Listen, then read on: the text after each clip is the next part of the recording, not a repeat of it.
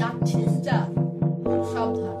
তোর তো আবার খাবার দেখলেই মাথা ঠিক, সে চিনে বাদামি হোক বা ফাউল কাটলেই হোক, তোর যাই দেখি সবে দিক খাই হোক, হুঁশিয়ার হয়ে খাই, ঠিক আছে? আসলে জল ডেপ থেকে দার্জিলিং পর্যন্ত যে জলটা আসে না, মোটেই ভালো নয়। সেই জল খেলে তো ডায়রিয়া নিশ্চিত। আর যদি তার উপরে তুই উল্টো পাল্টা খাবার খাস, তাহলে পরে হিল ডায়রিয়া থেকে তোকে বাঁচানো যাবে না। আর হিল ডায়রিয়া হলে তুই বেঘরে প্রাণটা হারাবি।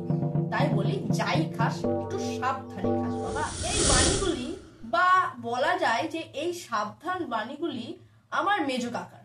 ওহো, আমি কে সেটাই তো বলা হলো না।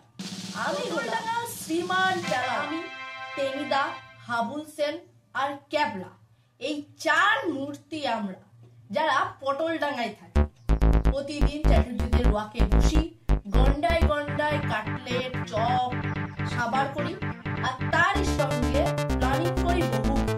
আমরা এখন সিটি কলেজের ফার্স্ট ইয়ারের ছাত্র।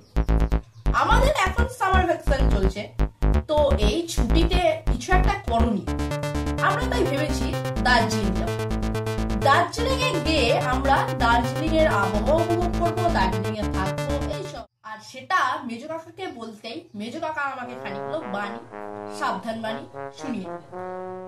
তিনি বলছেন দার্জিলিং এর আবহাওয়া নাকি খারাপ, তারপর নাকি সিংচল ডেক থেকে যে জল আসে সেটা খারাপ, ওখানের খাবার খারাপ। তাহলে কি খাবো? বেড়াতে যাবো অথচ কিছু খাবো না, তা কখনো হয়? আপনারাই বলুন। Welcome to my new video in historical time code. আজ আমরা বলতে চলেছি এক কমেডিয়ানের কথা। হ্যাঁ, এই কমেডিয়ান হয়তো চার্লি চ্যাপলিন নয়, কিন্তু এই কমেডিয়ান আমাদের সবার প্রিয়, টেনিদা। বাংলার কৌতুক সাহিত্যে জায়গা করে নেওয়া এক বড় গল্পের সমাহার হলো টেনিদা। সেই টেনিদার সম্পর্কেই আজকে বলতে চলেছি। তো দেরি না করে শুরু করা যাক। নমস্কার, আমি কুশল মিত্র ওরফে ক্যাবলা। আমার নাম ক্যাবলা হতে পারে, কিন্তু আমি প্যালা, টেনিদা অথবা হাবুলের থেকে আমার মাথায় তাদের থেকে বেশি বুদ্ধি। আমি প্রতিবার স্কুলে স্কলারশিপ পাই, কলেজেও পেয়েছি একবার।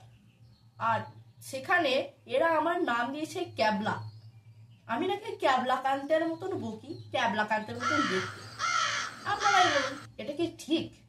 আসলে আমি থ্যাংক ইউ। দলের বাকিদের পরিচয়টা একটু দিয়ে দিই। আমাদের দলের 4 জন মেম্বার, আমরা অনেকবারই বলছি। 4 জনের মধ্যে আমি একজন, প্যালা একজন, টেনিদা একজন এবং হাবুল সেন একজন।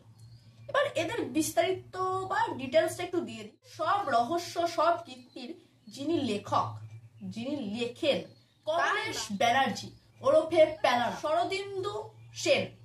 শরদিন্দু সেনকে জানেন? শরদিন্দু সেন হলো ঢাকার হাবুল, একজন কাঠ বাঙা। তারই সঙ্গে আমাদের দলের সর্দার ভজহরি মুখার্জি অর্থাৎ টেনিদা।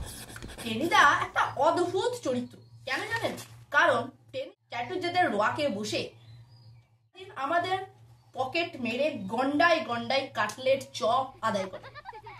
শুধুমাত্র খাওয়া এর মূল লক্ষ্য। তার সঙ্গে হাত তুললেই রাগ্গা মারছে, আবার দাঁত করলেই মনে হয় এখনই বোধহয় কামড়ে দেবে। আবার তার সঙ্গে সাহসও কম নয়, গড়ের মাঠে গোড়াকে পিটিয়ে শেষ করে দেওয়াই হোক, দিলা গ্যান্ডি মে ফিস্টো ফেলিস কি হোক। টেনিদা ছাড়া তোমাদের যেমন চলে না, তেমন টেনিদা ছাড়া আমরাও অসম্পূর্ণ। আমাদের স্রষ্টা নারায়ণ গঙ্গোপাধ্যায়, যার জন্ম ফেব্রুয়ারি 1918 এবং তিনি বাংলাদেশের বরিশাল গ্রামে তিনি জন্মগ্রহণ করেন।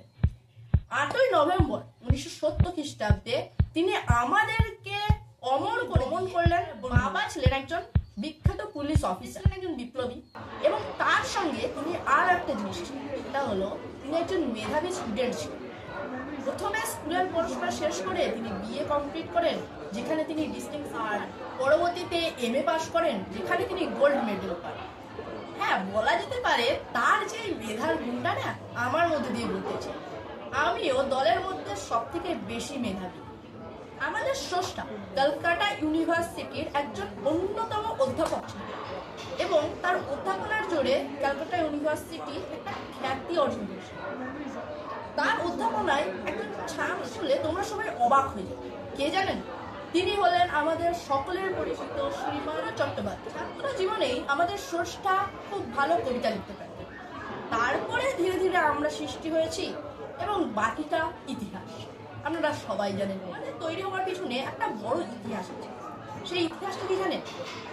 যখন আমাদের স্রষ্টা কলকাতার কলেজে পড়তেন, তখনই কলকাতার অলিগলির মাঝেই একটা জায়গা ছিল যার নাম ছিল পটলডাঙ্গা। তিনি কলেজের পড়াশোনা শেষ করে এই জায়গাতে তিনি থাকতেন। একটা বাড়ি ভাড়া নিয়েছিলেন এবং এখানে থাকতেন। এখানে বাড়ি ভাড়া নিয়েছিলেন মোটামুটি 1946-এর এপ্রিল মাসের সময়ে। এই সময়ে থেকে এই জায়গাতে তিনি আমাদের সৃষ্টি করার একটি প্রবণতা। বাড়িওয়ালা ছিল প্রভাত এবং তার সঙ্গে তার স্ত্রী বাসন্তী মুখোপাধ্যায়। এই দুজনের সঙ্গে প্রতিদিনই আমাদের স্রষ্টা গল্প করতে যেতেন, আড্ডা মারতেন, চা কফি, অনেকদিন কাটলেট চপ সব খেতেন। তবে তার মধ্যে আমাদের উল্লেখযোগ্য ভূমিকা অর্জন করেছেন কে জানেন? আমাদের সব গল্পের উল্লেখযোগ্য ভূমিকা যেমন টেনিদা, সেরকম আমাদের স্রষ্টার মাথায় এই জিনিসটা আসে। গল্পের বিষয়টা মুখোপাধ্যায়ের সঙ্গে গল্প করতে করতে তিনি লোয়াকে বসে ঘন্টার পর ঘন্টা গল্প করতেন, চপ কাটলেট খেতেন, তার সঙ্গে কাপের পর কাপ চা খেতেন। এই থেকে কবির মাথায় আসে আমাদের সৃষ্টি করেন। তিনি আমাদের সৃষ্টি করেন যেখানে প্রভাত কুমার মুখোপাধ্যায়ের যে চরিত্র তাকে টেনিদার মধ্যে ট্রান্সফার করেন, নিজের চরিত্র করেন আমার মধ্যে ট্রান্সফার, আর দুজনের চরিত্রকে তিনি তুলে আনেন। তার মধ্যে হাবুল সেনকে তিনি এনেছিলেন বাঙাল বলে এবং তার কথাতে হাস্য কৌতুক থাকবে বলে বেলা একটি ছেলেকে যে আমাদের এই গল্প লিখে যাবে। এইভাবে একটি দারুণ অসাধারণ গল্প সৃষ্টি হয়েছে। আমাদের যে গল্প তা শুরু হয় মৎস্যপুরাণ ও খন্ডাক এই দুটো গল্পের দ্বারা এবং তারপরে আমরা ধীরে ধীরে উন্নতি করেছি এবং আজ তো দেখতেই পাচ্ছেন আমরা কোথায় এসে পৌঁছেছি। আমাদের প্ল্যানিং চলছে দার্জিলিং যাওয়ার। তার আগে আমাদেরকে এই কথাগুলো বলে তো কেমন লাগলো টেনিদার কথা?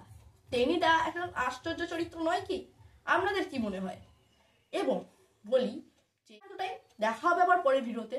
ততদিন পর্যন্ত দেখতে থাকুন আমার ভিডিও, সাবস্ক্রাইব করে নিন, লাইক করে নিন যদি পছন্দ হয়ে থাকে এবং কমেন্ট করুন যদি অন্য কোনো গল্পের কথা আপনারা জানেন তো, অথবা অন্য কোনো গল্পের জানার উৎসুক থাকলে আমাদেরকে জানাতে পারেন।